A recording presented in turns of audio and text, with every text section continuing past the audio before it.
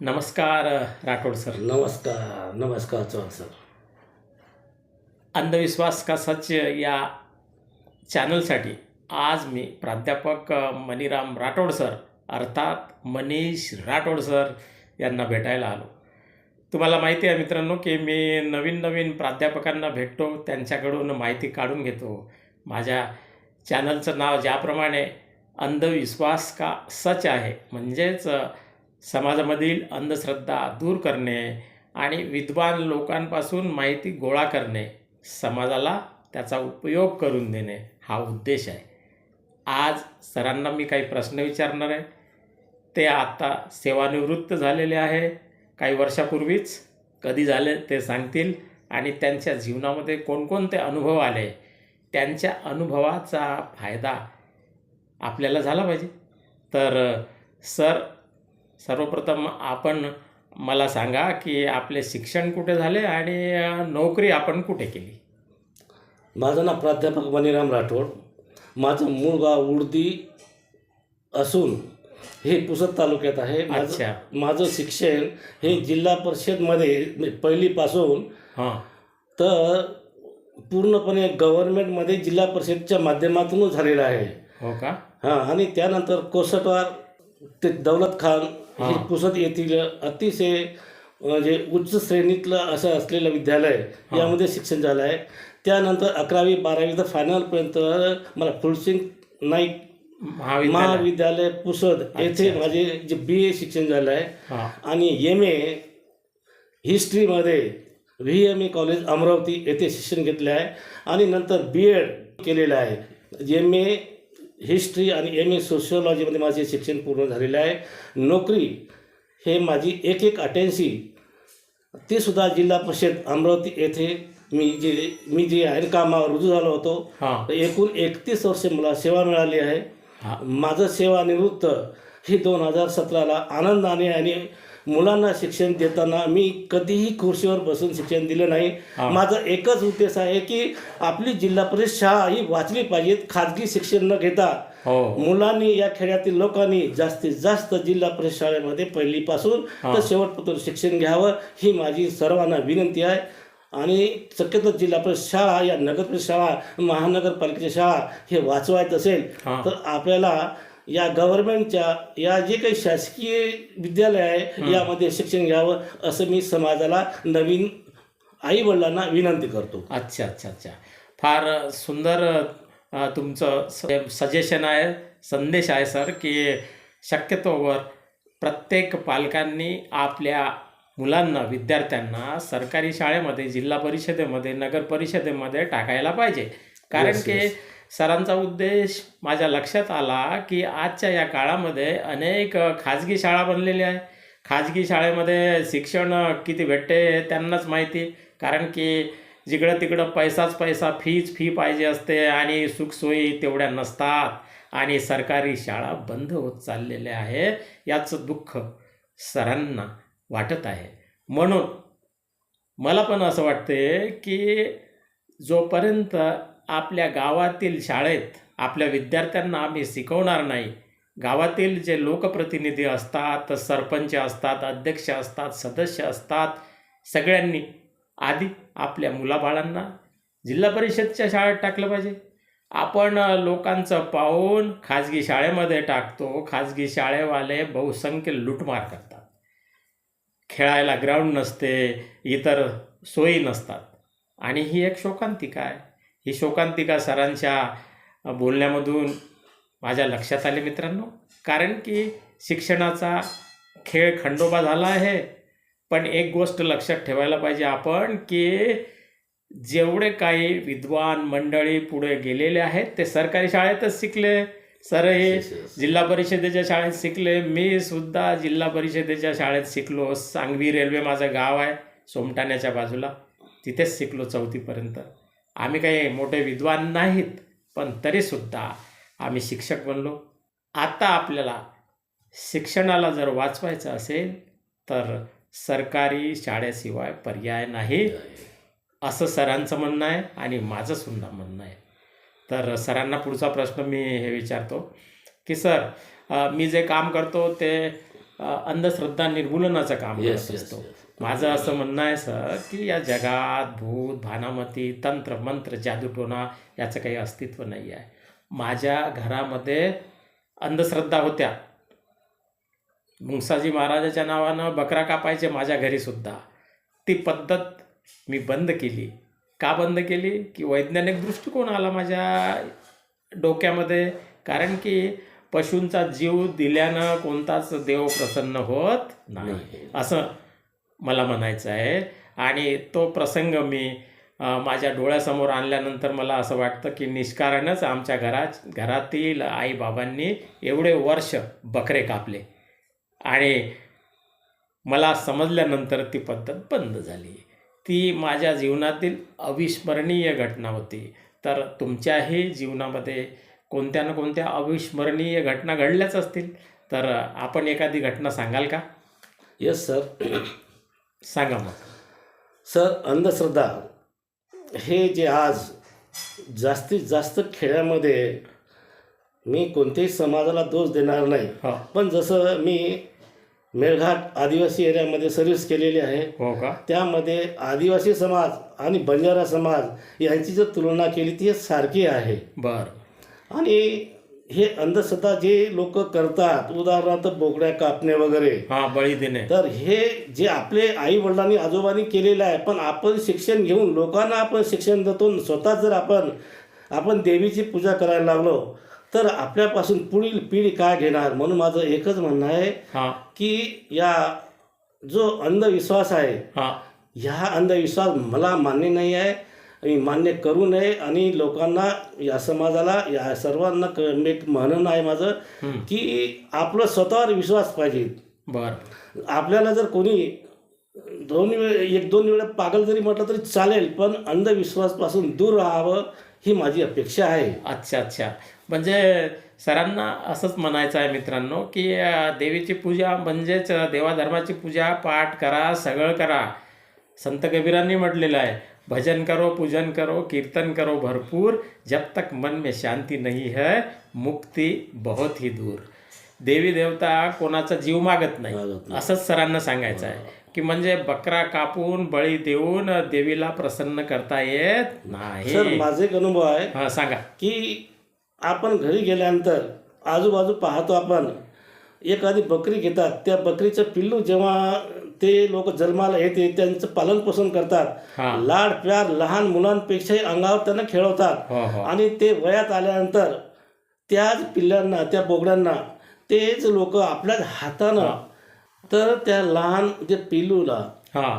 आपल्या घरचे मंडळी, हे आपले नातेवाईक हो. लहान मुलांसारखं त्यांचं पालनपोषण करतात. आणि तोच पिल्लू जेव्हा दसरा या बळी देण्याची वेळ आली तर हां. त्यांची बळी घेतात, कापतात त्याला आणि कापतात. अरे वा. आणि कापल्यानंतर ते आपले लहान लहान मुलं रक्त पाहतात. हां. ते लहान मुलं रडतात पाहून की पप्पा आई हे काय करून राहिले, आई बाबांना बोलतात. आणि ते हे डबल ते पाण्याची इच्छा होत नाही, तरी पण ही जी प्रथा आहे बळी घेण्याची, ही शक्यतो बंद करण्यात यावी. ते बंद करण्याचं फक्त आपल्यासारखे लोक जे आहे शिकलेले, शहरामध्ये आलेले लोक खेड्यात कधी जात नाहीत, पाहत नाही, तर खेड्याकडे लक्ष देणं हे आपल्यासारख्या लोकांचं काम आहे. पण हे लोक आज करत नाही. माझं संसार, माझं घर, माझे मुलं बाळ. भावाच्या मुलांसाठी एक आईस्क्रीम जरी घ्यायची असेल तर नोकरीवाले आपल्या भावाच्या मुलासाठी घेत नाही, तर त्यांचं शिक्षण तर राहिलं. फक्त आपल्या नातेवाईकांचं एक जरी मुलगा शहरात आणून त्यांना शिक्षण दिलं तर हे आपण या बळीपासून, अंधश्रद्धेपासून नक्की दूर होऊ. ही मला नवीन जे नोकरी लागत आहेत त्यांना विनंती आहे की आपण घरातील सभासद आपल्याकडे आणा आणि त्यांना शिक्षण द्या. अच्छा अच्छा. शिक्षण हे वाघिणीचं दूध आहे असं आपल्याला डॉक्टर बाबासाहेब आंबेडकरांनी म्हटलं आहे. पण खरोखर जो शिक्षण घेतो तो वाघिणीचं दूध पिल्यासारखं, तो ज्यांना जे पटत नाही ज्या गोष्टी त्याच्यावर तो गुरगुरल्याशिवाय राहणार, सत्य बोलल्याशिवाय. आणि समाजामध्ये लोक विरोध करतात. दोन ओळी शिकलेला आहे, नोकरी लागला आहे, त्याला भल्लच काही समजायला लागलं का, पण विरोध केल्याशिवाय माणूस पुढे जात नाही. अच्छा. म्हणजे सरांना हेच सांगायचं आहे मित्रांनो की तुम्ही तुमच्या नातेवाईकाचे जे मुलं बाळं असतात, आर्थिकदृष्ट्या ते कमकुवत असतात, त्यांना इथे येऊन शिकवा. हीच खरी समाजसेवा आहे. आणि तुम्ही जे ज्ञान मिळवता, तुम्ही शिक्षक बनता, प्रोफेसर बनता, सगळं काही बनता, पण तुमच्या नॉलेजचा उपयोग समाजाला झाला पाहिजे. विद्यार्थ्यांना तुम्ही शिकवलं पाहिजे, त्यांच्यावर संस्कार केले पाहिजे. निष्कारण बळीप्रथा किंवा अंधश्रद्धेतून समाजाला बाहेर काढण्याचं काम सुशिक्षित लोकांनी केलं पाहिजे. आणि आज आपण पाहतो की देश माझ्यासाठी काय करेल हो. हे आपण नेहमी ऐकतो, पण माझं म्हणणं आहे की मी देशासाठी काय करेल हां. हे माणसाची वृत्ती पाहिजे. म्हणजे देशसेवा काय आहे, म्हणजे आपण हातात बंदूक घेऊन एकदम बाडूरच गेलो पाहिजे असं नाही काही आहे. गरज नाही. आपल्याला आपण शिकत असताना आपल्या टीचरने दिलेला जो काही गृहपाठ आहे ते जरी आपण पूर्ण केलं तर ही देशसेवा झाली. हो. आई वडिलांचं जे आपण समजा शब्द पाळले ती सुद्धा देशसेवा झाली. आपल्या घरामध्ये आजी आजोबा आहे यांची जरी सेवा केली आपण ती सुद्धा देशसेवापेक्षा कुठंच कमी नाही आहे. बरोबर. म्हणून माझं म्हणणं आहे की हे कोण करू शकेल, जे शिकलेले लोक आहेत, हां. जे जे म्हणजे म्हणजे विद्या वाचेल किंवा पुस्तक वाचन करेल. हां. मग हे पुस्तक वाचाल तर वाचाल, हां. वाचल्याशिवाय आपल्याला ज्ञान मिळणार नाही. अशी माझी विनंती आहे की वाचन करावं. बरं बरं. चांगले अमूल्य विचार आहेत आपले. शिक्षणाला सगळ्यांनी महत्त्व दिलं पाहिजे, वाचन केलं पाहिजे. वाचाल तरच टिकाल. आणि शिक्षण घेतल्यानंतर माणूस सत्य बोलण्यासाठी गुरगुरतोच, सत्य सांगतोच. त्याच्या डोळ्यासमोर जर खोटं चालत असेल तर तो त्यांना थांबवण्याचा प्रयत्न करतो. समाजातील वाईट रूढी परंपरा आपण थांबविल्या पाहिजे. फार चांगले विचार आहे आपले. पुढचा प्रश्न हा आहे सर की तुम्ही तुमच्या जीवनातील कोणकोणत्या अंधश्रद्धा सोडल्या? काही आठवत असतील तर सांगा आमच्या दर्शकांना, मित्रांना. हां, आता अंधश्रद्धा मी देवाची पूजा हां. फार कमी करत नाही. मी ना आस्तिक नाही ना आस्तिक बी नाही आहे, बरं. नास्तिक बी नाही आस्तिक बी नाही आहे. ठीक आहे, ठीक आहे. माझी पहिली पूजा आईबाबांची हां. आणि माझी कुलदैवत जगदंबा देवी आहे. बरं. या व्यतिरिक्त मी कोणत्याही देवीला कोणत्याही याला मानत नाही आणि मी मान्य करणार नाही. अंधश्रद्धा म्हटल्यानंतर हां. यामध्ये जे काही भानमती आहे, जादूटोणा आहे, हां. खेळातील लोकांच्या ज्या अंगामध्ये येतात ते झुलतात, हां. तर मी त्यांचं सुद्धा त्यांना पाहून मी बी अंगाला खेळतो. मला माझ्या पत्नीचं म्हणजे माझी पत्नी सौसंध्या राठोड हां. मला विरोध करते की त्या बाईचं तू नक्कल काऊन करतं, त्याच्यासारखं वागायला का करतं. हां. तर मी म्हणतो की मला सुद्धा अशी भानामती, मी कपडा देतो, माझे केस देतो, मला तुम्ही करून दाखवा. हो हो पण मला वाटते की भीती कोटच नाही. माझे एक अनुभव आहे हो. की मी शिकत असताना रस्त्यावर एका झाडावर आवाज यायचं. हां. आवाज येताना त्या झाडाखालून जाताना आम्हाला भीती वाटायची अपडाऊन करताना. हो. तर मग मी लहान असताना उदाहरण 5वी-6वी असेल मी शोध लावला की हां. तर अपडाऊन करताना चिंचेचं झाड होतं. बरं बरं. चिंचेचं. हां, आणि आवाज याचं माझ्यासोबत येणारे हां. माझे मित्रमंडळी त्यांना भीती वाटायची. बरं. तर मी बारकाईने लक्ष केलं हां. तर ते फांद्यावर फांद्या असं घसरण व्हायची अच्छा. आणि घर्षण. रोज वेगवेगळं आवाज यायचं. बरं बरं. तर मग मी त्यांच्या लक्षात आलं की या झाडावर भूत नाही, शैतान नाही आहे, हां. तर ही आपल्या मनातली भीती आहे. भीती आहे. तर ते तुम्ही ऐका, त्या झाडाकडे फांदीकडे लक्ष द्या. तेव्हा त्यांच्या मनातली भीती अशा प्रकारचे हळूहळू कमी केली. दुसरं उदाहरण, एका गावामध्ये अशाच प्रकारे तिथं भूत आहे. तुम्ही स्मशानामध्ये जाऊन पहा, नक्की तुम्हाला भूत दिसते. हां. तर मला सुद्धा मग सेमाटोसारख्या ठिकाणी हां. नोकरी करत असताना भूत आहे असं म्हटल्यानंतर मी म्हटलं भूत कोटच नाही आहे. हां. बरोबर. भूत कोटच नाही आहे. मला त्यांनी सांगितलं तुम्ही स्मशानामध्ये जाऊन दाखवा. हां. मी तर गेलो नाही आहे. हां. पण दुसरा एक शिक्षक जे असंच कोणतरी तो सर्व्हिसला असेल, हां. तो त्या स्मशानमध्ये त्यांनी म्हटलं भूत नाही, शैतान नाही आहे, पण तो गेला. हां. आणि लोकांनी सांगितलं की तुम्ही फक्त जा आणि तिथं खिल्ला ठोकून या. हां. तो बिचारा खिल्ला ठोकायला गेला, पण झालं काय की त्याचं पैजमा त्याच्यात अटकला खिळ्याच्या खाली. खिळ्याच्या खाली. हां. आणि त्याला धावताना त्याच्या लक्षात नाही आलं. हां. तो तिथंच पडला. हां. तर तो रात्रभर अटकला. सकाळी लोक पाहिल्यानंतर तो लोकांच्या लक्षात आलं की इथं भूत नाही काही नाही, फक्त पैजमा अटकल्यामुळे हो हो तो इथं अटकलेला आहे. पडला. पण त्यांनी नंतर सिद्ध केलं की भूत सैतान वगैरे कोठच नाही आहे. हे अनुभव माझ्या नोकरीमधला पहिला अनुभव मला दिसला. बरं बरं चांगल्या गोष्टी सांगितल्या सर तुम्ही. जसं चिंचेच्या झाडाच्या ज्या फांद्या घर्षण होत होता आणि त्याचा आवाज येत आवाज येत होता, होता. त्याच्यामुळे लोक घाबरायचे. घाबरायचे. आणि अग्नीचा शोध हे घर्षणामुळेच आग लागली सर, लागलेलं आहे की नाही? मानवानीच लावलेला आहे बरोबर अग्नीचा शोध. बरोबर. जादूटोणा म्हणजे तिथं भूत आहे असं म्हणून घाबरत होते, तेव्हा यांनी सांगितलं की तिथं घर्षण होते, त्याचा आवाज निघतो आणि ती भूताविषयी अंधश्रद्धा सरांनी दूर केली.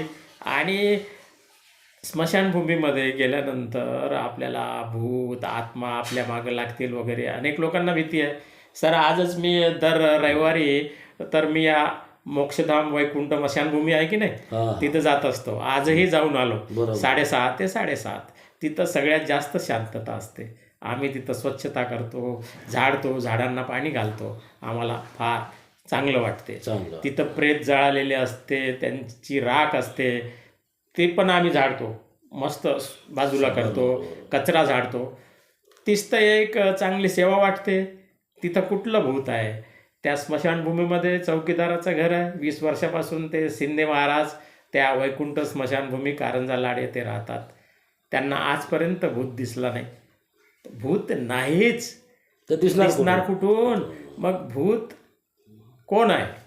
मला म्हणायचं आहे भूत मानवच आहे सर. मानव आहे. आणि भूत हे फक्त लोकांना कल्पना आहे, भीती भीतीसाठी. दाखवण्यासाठी. हा हा हा काही म्हणजे विद्वान लोक म्हणा, बुद्धिमान लोक हा किंवा निरक्षर लोकांना, अनपढ लोकांना भीती दाखवण्यासाठी अशा प्रकारे अंधश्रद्धेच्या माध्यमातून त्यांचं हो. वचक कसं राहील आणि आपल्याला लोक कसे विचारतील, अशा प्रकारे या भूत या सैतानाचं हे असे भय दाखवतात. हम्म. पण कोणतंच भूत नाही आहे. या अगोदर अजून एक उदाहरण मी सांगतो सर. हो हो मी आपल्या पुढच्या व्हिडिओमध्ये घेतो. हा. हा व्हिडिओ जर लांबत असेल तर इथं थांबू आणि दुसरा परत व्हिडिओ बनवू. हा. मित्रांनो, आतापर्यंत आमच्या ज्या चर्चा झालेल्या आहे, सरांच्या शिक्षणाविषयी झालेल्या आहे, सरांच्या कार्याविषयी झालेल्या आहे. सरांनी भूतांची जी भीती आहे ती दूर करण्याचा प्रयत्न केला. आणि सर भूताला मानत नाही, पूजापाठ करतात. पूजापाठ प्रत्येकाने केलं पाहिजे, आपल्या मनानुसार आहे. भजन करो, पूजन करो, कीर्तन करो भरपूर. जब तक मन में शांति नहीं है मुक्ति बहुत ही दूर. आया था किस काम से सोया चादर तान, सूरत संभाले गाफिले अपने आप पहचान. म्हणजेच स्वतः आपण चांगलं बनलं पाहिजे आणि चांगलं काम करण्याचा प्रयत्न केला पाहिजे. आणि शिक्षण हे वाघिणीचं दूध आहे. या चर्चेमधून हे तुमच्या लक्षात आलं असेल मित्रांनो. हा व्हिडिओ जर तुम्हाला आवडला तर माझ्या चॅनलला सबस्क्राईब करा, व्हिडिओला लाईक करा, शेअर करा. अंधश्रद्धा सोडा आणि देशाला बलवान बनवा. इथेच थांबतो. बाकीची माहिती पुढच्या व्हिडिओमध्ये घेऊ. जय हिंद, नमस्कार, जय सेवालाल. जय शिवलाल.